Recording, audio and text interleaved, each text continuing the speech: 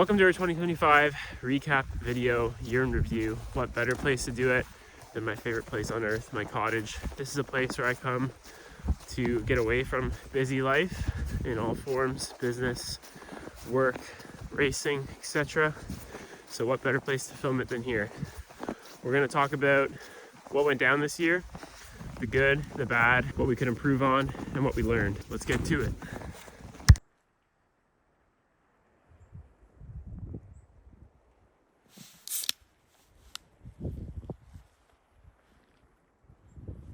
We're gonna need a beer for this video. I just want you guys to know that. The year before we even got in a drift car started off with, in the spring, a little bit of drama. With everything going on in the world, we already were behind the 8 ball with the build, and we knew there was going to be a slight chance that there might be a crunch on the build. And of course, that's what happened. Lots of last minute stuff, huge last minute hustle. We had a scenario, for instance, where my PDM was stuck at a DHL facility, and DHL was on strike, and it was already delayed because of the tariff stuff. And Josh from FabMac had to go to the DHL facility, walk through a picket line, get inside, find some manager, spent like an hour and a half there just to get my PDM, just so we could rush to get the car so that I can make it to the 4th of July drift event that we really wanted to go to. At this point, we were already a month behind. I'd already missed 2 rounds of Pro-Am because I hosted the first 2 rounds in the same weekend. So the year already started off certainly not the way that we wanted it to. And that already added some extra stress and pressure for sure. With that being said, we did end up making it out for the 4th of July event. So before we even went to 4th of July with the comp car, we still had the seat time car. This is the car that we won the Canadian Drift Series Championship for street class the previous year. So we thought, okay, we're still gonna do CDS this year. We want to support CDS, we want to be involved in it. So the first round of CDS was at a local track called Varney Speedway. And it's a very small, really aggressively banked oval that I'd driven a time before that and had no problems. First event of the year, we go out, literally first lap of the day, first practice lap.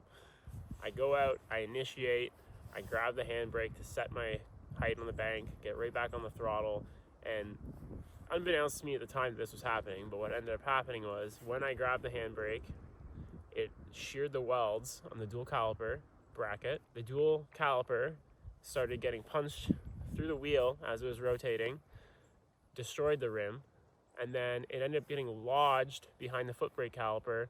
All this is happening between the time that I initiated on the bank and by the time I was coming down to the other side of the bank, and it ended up just locking up the rear and throwing me into the wall. The squirrel's laughing at me, dude, and he knows what's up. It was pretty brutal. Like, the accident wasn't brutal, it was fine, but just sucked that it was like first event of the year, first lap of the day, and that was how we started off our season. The car is going to be used for an ice drifting car, and we're going to fix it, but that was it for the year. I didn't have time to focus on it after that. The focus was the comp car. That was a really brutal way to start an already stressful year. So yeah, Varney got us good. The next event that we actually ended up doing in the comp car was the 4th of July Drift HQ event in South Carolina. And like, man, what a hustle this was. All week, back and forth between FabMac, my shop, etc. Tons of people involved trying to just get everything sorted. Wednesday of that week, we're getting ready to dyno the car. So we were up late the night before, we dynoed the car Wednesday, didn't have any issues, showed it to John at BMS, went super smoothly.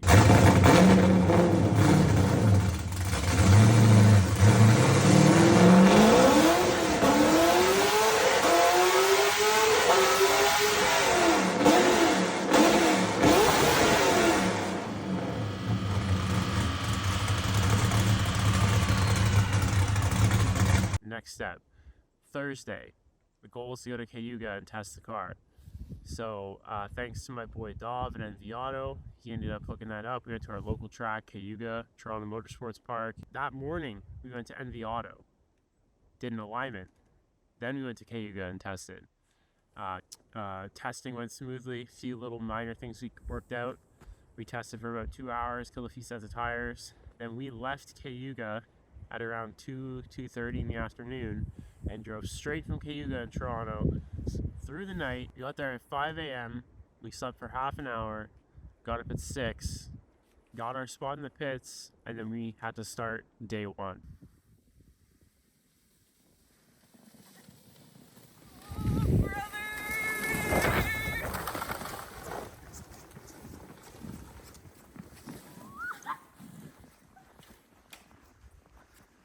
We started our first day on half an hour sleep after a 19-hour drive. It's crazy to think back on it now that our first time driving this car after 3 years of building it was 19 hours from home. But we were just determined to make a trip down there. All in all, considering the risks that we took, it went really well. Car drove the whole weekend. We started getting comfortable in it, learning the car. It had been 3 years since I've driven a car that made any sort of power, anything over 400 wheel. Second time driving a dog box car, so there was just so many firsts for me with this new build. And to drive that far on that time crunch and have pretty much no issues, a smooth weekend, and throw down some decent laps after we got kind of acclimated, that was definitely a huge win. And it was a big risk, but it paid off. The only thing we had that weekend was at the end of the day on Sunday, power steering line blew off. Kind of not perfect timing, but couldn't have been any better.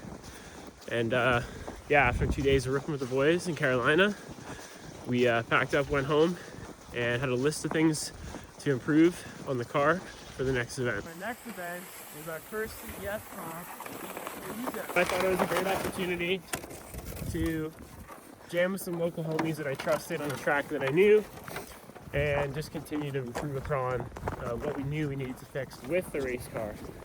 One of the things that I've been battling this whole year and actually still haven't fixed, we've got it better, but we needed actual time to fix it, was the fact that I can't left foot brake in this car because the custom throttle pedal is so close to my brake pedal that every time I go to do it, I hit my throttle foot. It's brutal.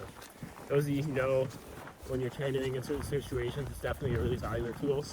So anyways, it's not an excuse because I certainly made some mistakes in the car as well.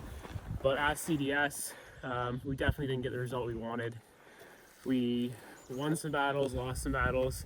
Definitely had a bad judging call in one of the battles that I feel pretty strongly about. But at the end of the day, it's a local series that we really support, and drifting is a judged sport. So we did learn a lot from that event, and we carried that on to the next event.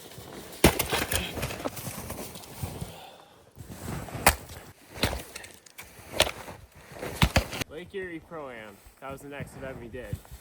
Man, we paid for the full season of Pro-Am, and I was really determined. I was like, you know what, we missed everything else, time didn't work out. Things just didn't work out overall, that was out of our control, but I was really determined to do round 4, which was the last round of Lake Erie in September. We had done 2 events up to this point in the car and said, screw it, let's just go jam Pro-Am. We're gonna learn something from it.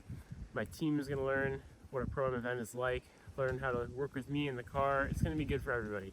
Didn't do well in seating. I got choked up in the chase. I was driving against a dude who's also a very smooth, regular driver there, and I was just having trouble gauging in a faster car how much room to give people. And then we went into our first battle, which was 32. Of course, right off the rip, we got matched up with a really good driver, Andrei Mashenko, who was number 2 at that point, or 1 in the series. We couldn't ask for a better opportunity to drive against somebody who's leading this series. Ended up taking him one more time, and then losing in the OMT because I spun. But honestly, I was actually really pumped about that because we showed up with almost no experience in a car we just built, and we hung with one of the best dudes there and showed that we have a car that's capable. We just need to dial it in, and I need to get more comfortable in it. So that was actually a win and a loss and a huge learning experience for us. And that also resulted in me building the custom sway bar that I built for my car, because I was still using a stock style sway bar, which is why we spun in our OMT. Once again, the theme here is, after every event, we left with a list of things to fix, improve, and do better. CDS, fun day, seat time day. So we did this the day after Pro-Am. We figured, why not? We want to get seat time. We rolled up the CDS, and we jammed with a bunch of the boys. It was a non-comp day. It was just another good opportunity to get some good seat time. We got to hang out with a bunch of the local homies, jam with them, take out my boy Jacob from the Straight Pipes for a ride along, which is sick. It was his first time experiencing a LS drift car like that. And yeah, we had fun. Got to focus on some of the stuff that I wish I had time to focus on the day before Pro-Am. Let's freaking go, dude! You're doing so good! Hell yeah, brothers! Sat here stoking the fire. You know who wasn't stoked though? This guy. When we went to Shannonville, It was a very sad day. No, so our second last event before we went to Drifters in December was Shannonville with the boys. I was really looking forward to it. This is October, Thanksgiving weekend, and C Money was coming down from Georgia, and all the local boys were there. I was really excited to jam with everybody in the comp car, the changes we made and the things we did to the car, and get some seat time with some dudes that I know rep at a track that I know super well. And yeah, did not go as planned. After all that work to get the car ready, we had two new issues that we hadn't had before. One of which turned out to be our PDM, where our fuel pump was assigned to, the channel was assigned to, was not appropriate for the amperage it was drawing. Therefore, our fuel pump kept cutting out. The second thing was that the clutch slave that was installed on the car was not the correct slave for the style of clutch, and it was just not, in general, was not the right slave we should have been using. So we had two separate issues going on there. The slave exploded and was leaking through the bell housing. So at the track, we figured we're there, continuing on the focus of like, no matter what comes our way, we need to improve on the car. We decided instead of just drinking beers after 5 p.m., we dropped the trans, addressed the issue, diagnosed it, and we worked on that and got that addressed for the next event, which was DOD. Drifters of December at Summit Point, Virginia. This was actually one we didn't really plan on hitting. I planned on doing E-Town for their Halloween bash, but given timing and other things after the Shannonville event, didn't work out. But then my dude Brian Hawk asked me if I was going to go to DOD, and I thought, you know what, I'd really like to do one more event in this car before the end of the year, just so we can feel a little bit better about the changes we made. So that's what we ended up doing. We addressed the clutch slave. We got a brand new Tilton in there, really nice unit, which is a proper radius face bearing for our pressure plate style. And Chris from FabMac, shout out to Chris, came up to my shop, repinned the PDM, so we had the fuel pump on the correct channel for the amperage. So given that, we were like, okay, we feel good about this. And I made a sweet custom sway bar that we got to test out at DOD. So Liv and I rolled down West Virginia. Kaysen and Eric ended up coming down from Georgia, which was sweet because it was kind of a halfway point for us both. We stayed with in the same hotel and pitted with a bunch of the E-Town boys, which was a really good time. And then we had 2 solid days without any issue of just fuel and tires. Eric and Kaysen and Liv were a huge help. DOD and Drifters of December at that event, Summit Motorsports Park, Summit Point. It's really cool. There's like 5 tracks in the facility, so we were just jamming around, jumping around each track, different environments, fast, slow, technical, good mix of everything, which was exactly what you want when you're testing a car. It was sick. Driving with good drivers. I spent most of my time going back and forth with Hop in his brown car, which was sick. We have similar driving styles, I feel, and it was just good to go kind of lead for chase with people. I'm hoping we can do some more of that. A bunch of the other E-Town boys jump in with us throughout the weekend, just chasing good drivers in various cars at different speeds and levels, etc. So, thank you, my lady. You're welcome. So yeah, DOD was really cool, and it was a really good way to kind of end the year off with the car, feeling good about it. We still didn't have the ability to left foot brake. Is it physically possible? Yes, but like when you guys see how close my pedals are together, it's like really not that possible, especially when you're like mid transition flying through a track. So that is pretty much the only thing left on my list of things to like address that's like major before next year. We're gonna get another custom brake and throttle pedal setup going so that it's spaced out appropriately. But yeah, DOD was sick, and I'm really glad we went. We're definitely gonna go back next year. So I'm gonna drink this tea now and stay cozy. And with that, that's our 2025 recap video. I hope you guys enjoyed it. It was definitely a interesting year, but I think given the circumstances and looking back on it, hindsight 2020, first year with a new car and all the things that were first for us, it kind of makes sense. And you know what? I think we learned a lot from it. So by the time you guys are watching this video, it'll probably be New Year's. So I appreciate all the support from all the, people that have reached out and helped and everybody that's been a part of this. Thank you guys for watching our YouTube channel. Obviously, we're growing this now and trying to grow it, so we appreciate your support.